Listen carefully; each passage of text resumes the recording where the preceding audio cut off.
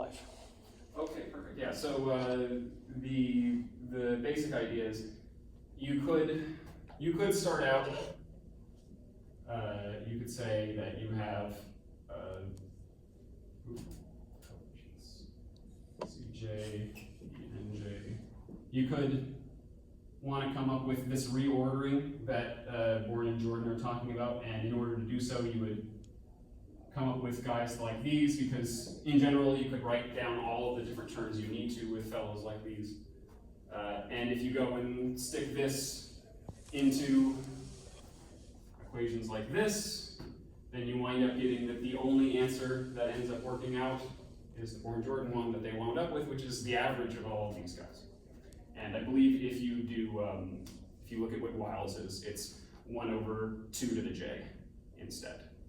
So it's just, Wiles is still one of these, it's just a different choice of coefficient.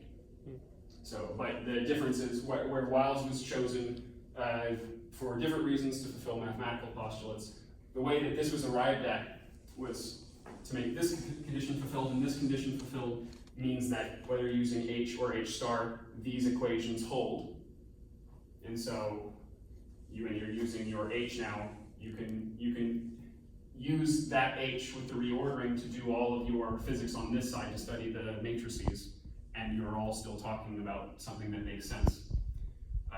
So that's kind of the reason why, like, out of all of these different quantization methods, yeah, sure, none of them satisfy all of those axioms, but out of all of them, and even then, it's not like there's a whole lot to this correspondence principle other than it seems like it's better than nothing, right? How do you know that the equations of quantum mechanics will end up resembling those of classical mechanics? Yeah, that's what I was going to ask you. It's kind of a weird assumption to make when the starting objects that we came up with, right? Heisenberg's ansatz for where we should start. Q goes from a trajectory to this thing, right? So we already accepted right off the bat that some things were going to look completely different than they looked in classical mechanics. Right. But the equations of motion, those aren't one of them. It's an interesting philosophy to adopt, and obviously it worked. It led to the quantum mechanics that we know. But there is still nothing formal about it. It wasn't based on like a Newtonian sense of here are axioms, postulates for how reality works. Here are the ontological things that I think exists and what happens to them in between different moments in time.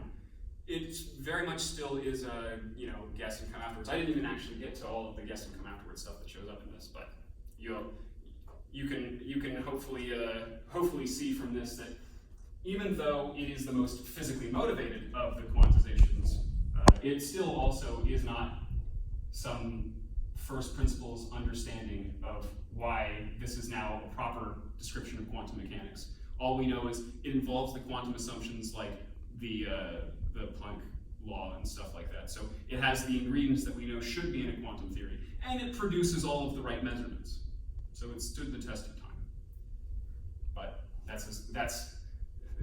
despite that, that's as much as we can say about the derivation.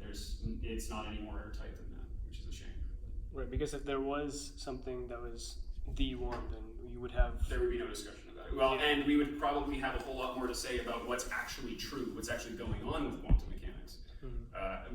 Part of the reason for why we have very little say about what's really happening is because, well, we didn't have a Newtonian style derivation of quantum mechanics. I didn't start with a Newton's first, second, and third law of quantum mechanics that told you, all right, two particles bump into each other and then something happens. So anyway, I'll stop taking your time. I appreciate you. Any questions?